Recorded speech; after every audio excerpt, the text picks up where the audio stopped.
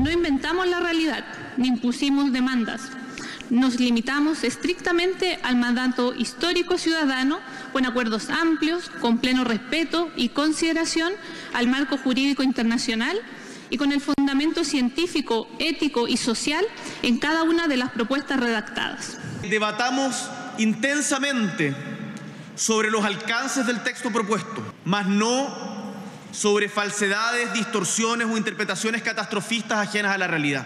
Y el plebiscito que se desarrollará el 4 de septiembre no es ni debe ser un juicio al gobierno. El resultado del proceso a mí no me satisface. Siento que la convención ha fracasado porque no representa a todos los chilenos. Las reglas que establecieron este proceso eran reglas muy exigentes. Por lo mismo, hablar de fracaso frente a un texto que es aprobado por 2/3 de las y los convencionales es un poco mezquino, creo yo. De todas maneras, hay muchas razones para aprobar.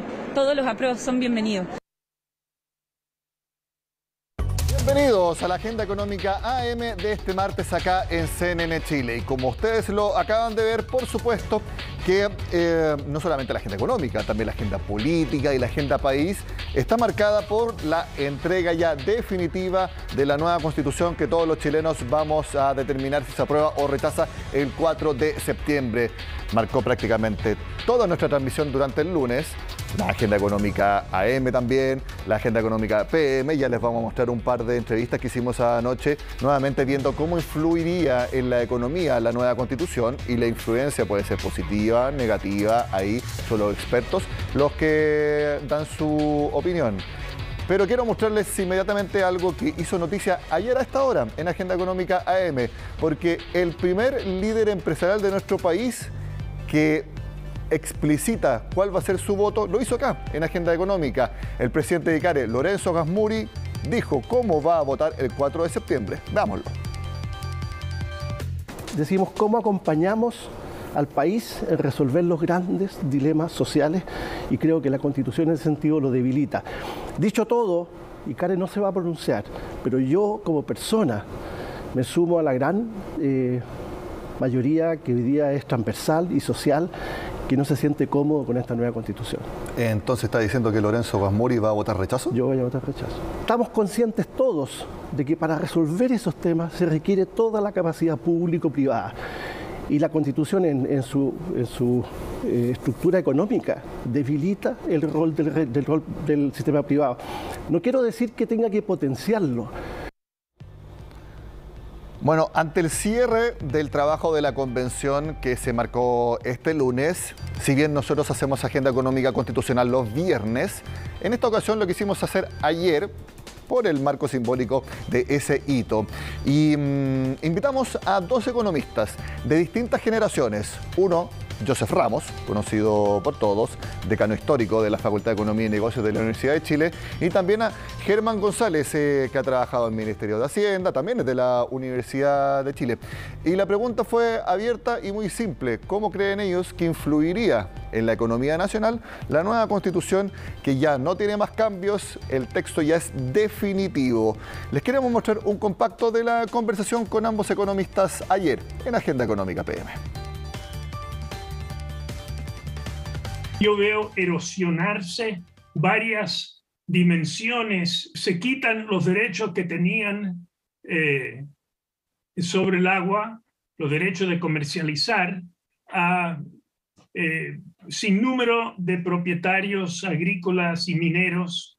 Creo que eso es de nuevo dañino para la economía. El área de la autonomía financiera de las regiones es un tema también que me preocupa. Y creo que eso es una marcha atrás. O sea, toda la defensa del precio justo que he escuchado es que al final de cuentas es el precio de mercado. Bueno, entonces, ¿por qué no se dejó eso? Eso da la impresión de que va a ser un precio o puede ser un precio inferior. Los aspectos económicos básicamente están ausentes y en algunos casos se debilitan, y por lo tanto el diagnóstico preliminar es que En caso de aprobarse este proyecto, lo que veríamos en nuestro país sería una mayor dificultad para materializar proyectos de inversión. En una situación en que las condiciones fiscales son estrechas, ¿verdad? Esto viene a generar una presión adicional, se debilitan los derechos de propiedad y en el caso del agua particularmente se eliminan, digamos, esos derechos directamente. Y por lo tanto, eso es complejo desde el punto de vista de la empresa privada que está mirando en largo plazo en nuestro país. Se protegieron otros intereses y se descuidó en buena forma, digamos, la posibilidad de desarrollar proyectos de inversión y básicamente se le crearon nuevas trabas a la inversión. Este texto también añade mucha incertidumbre, contrario a lo que se ha mencionado. Creo que la incertidumbre no se va a terminar el 4 ni el 5 de septiembre, sino que independiente del resultado del plebiscito, vamos a seguir discutiendo ya sea proyectos de ley o reformas constitucionales por mucho tiempo más. Y por lo tanto las perspectivas de mediano plazo de la economía chilena no son favorables. Bueno, dejamos de hablar por un momento de la nueva Constitución y les vamos a hablar de un récord que no tiene nada de sorpresa porque ha ido pasando mes a mes y esto se mantiene. Realmente no sé hasta cuándo va a durar este boom, que a mí me parece algo exagerado, pero que es un hecho concreto, que es la venta de autos en nuestro país. En el primer semestre se vendieron 222.453 autos nuevos en nuestro país. El mejor semestre de la historia para el rubro. Les reitero la cifra, 222.453 autos nuevos. Esto es 24,4% más que en 2021. Y obviamente acá tiene que ver nuevamente, sigue la gran cantidad de liquidez que hay en nuestra economía. También se puede esgrimir que la gente, para no contagiarse en el transporte público con COVID-19, se compre un auto. Hay muchas razones. El punto es que esto sigue siendo un récord y la pregunta es ¿hasta cuándo?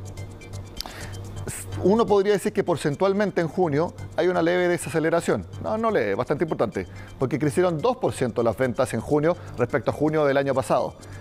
Pero, ¿saben cuánto es ese 2%? O sea, ese crecimiento de 2%, 36.000 autos. 36.206. Es decir, en número de unidades, bastante similar a los meses anteriores, así que yo no me atrevería a decir que hay una desaceleración.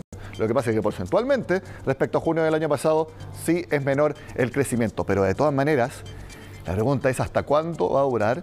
Y todos los que andamos en auto hemos visto cómo se ha disparado también la congestión, los tacos. Por ejemplo, cuando uno viene acá a esta hora a hacer Agenda Económica AM, yo ando por la autopista central a las 6:30 de la mañana. No parece que fueran las 6:30 de la mañana. Parece que fueran las 8, 9 de la mañana. Impresionante la cantidad de autos que hay en Santiago. Hace un tiempo yo estaba conversando con el ministro de Transporte y me dice que en otras ciudades es lo mismo. No puedo dar fe de eso porque yo no vivo en otras ciudades, vivo acá. Dice que es lo mismo. La pregunta es, ¿hasta cuándo va a ser sustentable este nivel de venta de autos? Yo no juzgo a las personas que compran autos, por supuesto. Cada uno hace con su dinero lo que estime conveniente. Pero el punto es cómo se está saturando verdaderamente las ciudades y eso genera complicaciones en todo. Bueno, el punto es que sigue este fenómeno. Reitero, 222.000 autos nuevos en un solo semestre. Si esto sigue así, casi que 450.000 autos en el año.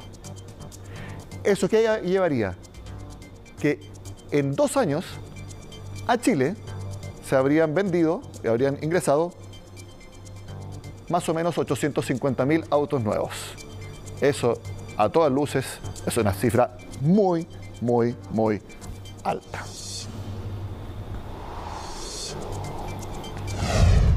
Bueno, y hablamos ahora de la reforma tributaria porque este martes a las 3 de la tarde el ministro de Hacienda, Mario Marcel, va a la Comisión de Hacienda de la Cámara de Diputados a presentar la reforma tributaria. Si bien ya ha dado entrevistas y ha presentado el proyecto, estos todavía no han ingresado como textos finales al Congreso, por lo tanto todavía hay muchos detalles por revisar y generalmente en estos proyectos son los detalles los que inclinan la balanza. y los que dan muchas más pistas que los titulares en sí. Por lo tanto, muy importante esa presentación ante la Comisión de Hacienda de la Cámara de Diputados de Mario Marcel. Y precisamente, ustedes lo vieron acá, en Tolerancia Cero, también se lo mostramos ayer en Agenda Económica AM, el ministro Marcel se defendió de las críticas del senador Felipe Kast respecto a si él, como ministro de Hacienda, da garantías de que esta es una muy buena reforma tributaria. Es parte de la nota que preparó Belén Vázquez. Es una de las reformas más profundas de la última década y como tal ha generado reacciones de forma proporcional. Y como pocas veces la respuesta del ministro Marcel al cuestionamiento de un político se hizo sentir. La verdad es que me parece algo ofensivo para el presidente y para mí, porque supone que tenemos, por así decirlo, alguien tiene intenciones ocultas. Ofensivas fueron para el ministro las críticas del senador Felipe Kast, quien aseguró que esta reforma no le da garantías porque Mario Marcel tiene como jefe al presidente Boric y cualquier decisión que quisiera tomar debe ser visada por el mandatario. Sin embargo, sus aprehensiones parecen no repetirse incluso en su sector. A mí Mario Marcel me da garantía de una discusión amplia. Nos da plenas garantías. Pero las garantías que sí va a necesitar el gobierno son los votos en el Congreso. Por ahora cuenta con algunos. Están presentando esta semana y me parece muy bien y yo la voy a apoyar, la reforma tributaria, que es la reforma más importante de este gobierno. Necesitamos hacer este cambio. Los partidos de gobierno nos vamos a esforzar porque esta reforma tributaria sea aprobada.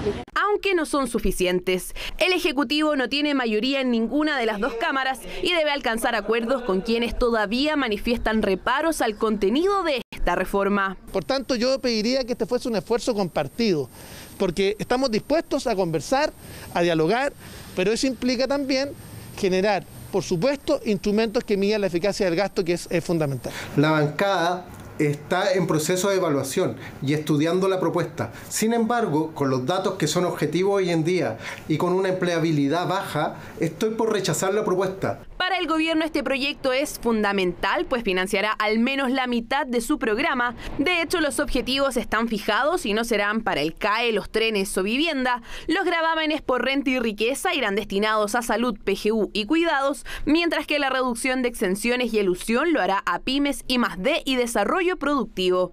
En cuanto al royalty y los impuestos correctivos, estos irán destinados a desarrollo regional y medio ambiente respectivamente. Una ambiciosa reforma que de no aprobarse, según Marcel, podría tener consecuencias. Que las tensiones sociales, por supuesto, que pueden ser mayores. Ahí va a ser mayor la insatisfacción de la gente. Ahora, cómo eso se expresará, no es difícil saberlo. Y si no logramos aprobar una reforma tributaria, el tema tributario no va a desaparecer de la mesa. Llamado implícito del ministro que recogen en el oficialismo.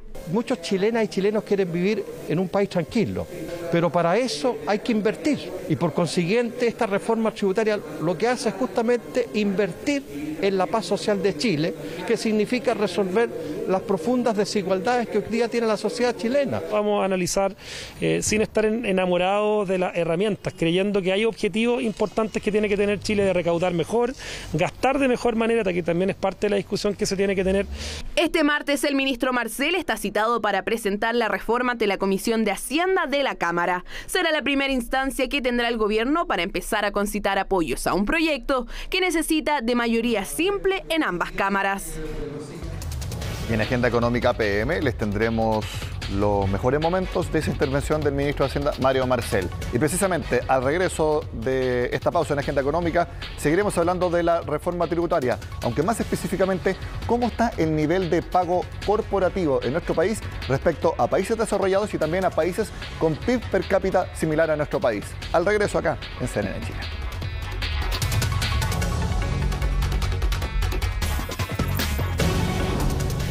Un estudio de la Universidad Andrés Bello señala que en distintas formas de medir lo que pagan las empresas en Chile como impuestos, el nivel actual es casi el doble de países similares y está por encima de países desarrollados. Queremos analizar este estudio junto a Gonzalo Valdés, que es subdirector de Políticas Públicas de esa universidad. Gonzalo, gracias por estar en Agenda Económica. Muy buenos días.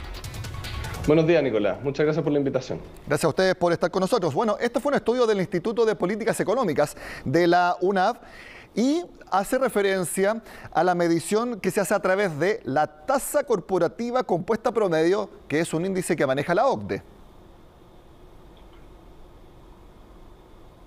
¿Es así? ¿Se utiliza esa referencia? Correcto. Hay muchas formas de medir lo que pagan las empresas, especialmente las grandes empresas, que son las que tienen capitales móviles. Y en particular, esa es una medida que corrige por un montón de efectos.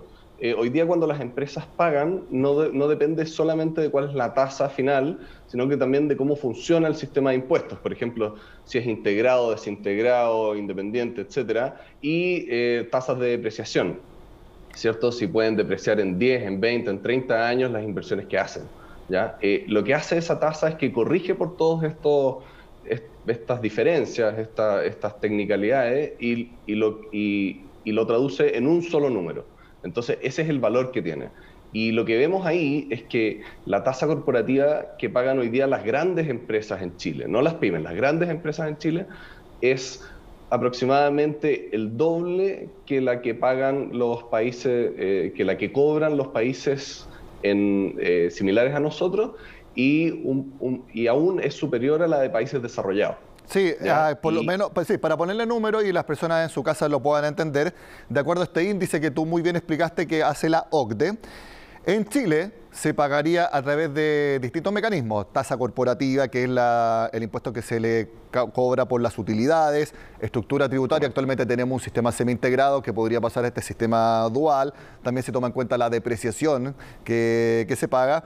Chile entonces estaría en un nivel de impuesto corporativo de 37,9%. Y eso se compara a los países desarrollados, que están en 23,9%, y a los países con un PIB per cápita similar al de Chile, que están en 21,2%. Eso es entonces la realidad que muestra este índice de la OCDE. Correcto. ¿Y cuál es la importancia de esto? Hoy día, al revés de la mayoría de los países, Chile ha ido subiendo las tasas de impuestos corporativos de las grandes empresas, ¿ya? Entonces, mientras los países como Estados Unidos, España, Suiza, Suecia, etcétera, han ido bajando la tasa corporativa a través del tiempo porque han ido compitiendo por esas inversiones, Chile la ha ido subiendo en gran parte porque partía desde un nivel muy bajo, ¿ya? Sin embargo, esta subida finalmente se transformó hoy día en un problema y la tasa corporativa hoy día no es atractiva para los grandes inversionistas. Y el problema que tenemos es que, al revés de las pymes, los grandes inversionistas son capaces de mover el capital muy rápido de un país a otro. Tienen agencias, pueden pagarle abogados, pueden abrir empresas en distintos lados, que es algo a lo que no excede una pyme. Entonces eso hace que la competencia por quedarse con su capital sea muy fuerte. Y Chile en todos estos años ha ido en una dirección contraria a la del resto del mundo. Gonzalo, con la propuesta de reforma tributaria que tenemos actualmente, el impuesto que se pagaría baja, al menos en lo que se cobra por las utilidades, bajaría de 27 a 25%, porque vamos a tomar ese delta de 2%, esta llamada tasa de desarrollo, como una inversión que hace la empresa y que le beneficia a sí misma. Pero esa baja de 27 a 25%, ¿cómo crees que influye en esta medición? En esta medición hay que contar dos cosas. Uno es la tasa corporativa, que muy bien dices tú que va a bajar, pero también dependiendo de la empresa, lo que yo entiendo que dice la reforma tributaria es que van a desintegrar el sistema, ¿ya? Entonces lo que tenemos que mirar al final es cuál es el resultado total, y eso va a requerir más tiempo y cuando la reforma sea presentada en detalle, ¿ya? Yo, por lo que leí, las intenciones son bajar ligeramente la tasa corporativa. Con ese 27 a 25%. Y claro, tú mencionas que hay que ver bien cómo va a quedar este sistema dual, porque los repartos de utilidades a los accionistas y socios se va a agravar con una tasa de 22%. ¿Tú haces referencia a que hay que ver el detalle de ese pago? Exactamente, exactamente. La forma en que funcione, y no solo la tasa, es lo importante. Pero de todas maneras, creo que es una buena señal. ¿Ya? Es una buena señal, pero hay que meterse en el detalle. Ese es el mensaje. ¿Y tienen alguna otra medición de, por ejemplo, cómo ha influido este nivel de carga tributaria en precisamente la decisión de inversionistas de llevar capitales de un país a otro? Mejor hago nuevamente la pregunta. Por este nivel de impuestos que tenemos en Chile, ¿ustedes tienen algún conocimiento de proyectos que se hayan llevado a otro país porque en otro país se paga menos? Bueno, sabemos de ciertos casos en que se ofreció grandes empresas, digamos Microsoft o Google, poner centros de datos y finalmente se fueron a Argentina. Hay ciertos casos puntuales, pero el dato más interesante que tenemos es que Chile, el nivel de inversión en Chile respecto a su PIB, o sea, respecto a todo lo que se produce en este país, se ha bajado desde que empezaron estas tasas corporativas de 27%. Y eso es un tema relevante porque a medida que los países se desarrollan, necesitan cada vez más capital para ser más productivos y competir con los países más desarrollados, ¿ya? Y nosotros, en el fondo, lo que tenemos que hacer es recuperar ese nivel. Al mismo tiempo, yo creo que que es importante comentarlo, hay un acuerdo más o menos transversal de que Chile ha estado estancado no solamente a nivel de productividad, sino que también de calidad de vida de sus personas desde más o menos el 2013-2014. Y una de las posibles fuentes de este problema es precisamente la baja competitividad a nivel de inversiones, que además no es solamente la tasa que uno cobra, ¿cierto?, sino que también la velocidad con que se entregan los permisos, en particular los medioambientales.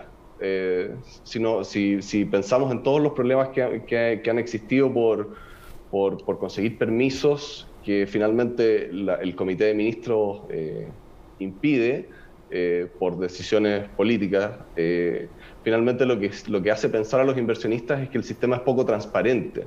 Entonces, más allá de tener una regulación ambiental que se cumpla, que es algo que hay que hacer, también hay que preocuparse de la transparencia y de la velocidad. Gonzalo Valdés, subdirector de Políticas Públicas de la Universidad Andrés Bello, muchas gracias por estar en la Agenda Económica explicando este estudio sobre el nivel de impuestos corporativos que se pagan en nuestro país en comparación a otras naciones. Que tengas un muy buen martes. Muchas gracias, que te vaya muy bien. A ti también. Antes de cerrar Agenda Económica AM, el dólar nuevamente toca un nuevo récord histórico. En estos momentos, ahí lo ven, 940 pesos con 80 centavos. Así lo vemos, esta es la página que siempre utilizamos, que es Mercados en Línea de BTG Pactual. 940 pesos el dólar. Ahí lo que ustedes ven es el cierre de ayer, que fue 932. Pero ahí, vean arriba, ahí ya lo ven. 940 pesos con 10 centavos. Ahí está. Dólar, hay que marcarlo, 8 de la mañana con 27 minutos. Récord histórico. Esto tiene muchos problemas para la inflación. Y también, recuerden, siempre el dólar se ve como un activo de refugio. Puede ser también por incertidumbre, puede ser. Puede ser también con la baja del precio del cobre. No he visto cómo cerró el cobre, no sé si fue también por ese factor. Puede ser también. El punto es que esto es una mala noticia. No hay ninguna equivocación si lo digo. Que el dólar siga subiendo y ya está cerca de 1.000 pesos. No. Hay que ponerle mucho ojo al tipo de cambio. Y les reitero, mientras más sube el dólar, más inflación y, ojo, más cerca está la posibilidad de que el Banco Central intervenga directamente. Con esta información, con un nuevo récord del dólar, el precio más alto en la historia de nuestro país, 940 pesos, cerramos la Agenda Económica AM de esta jornada. Fresia Soltov ya se está acomodando acá en el estudio de CNN Chile para traer más noticias en nuestra entrega informativa de esta jornada. Sigan con nosotros acá en CNN Chile.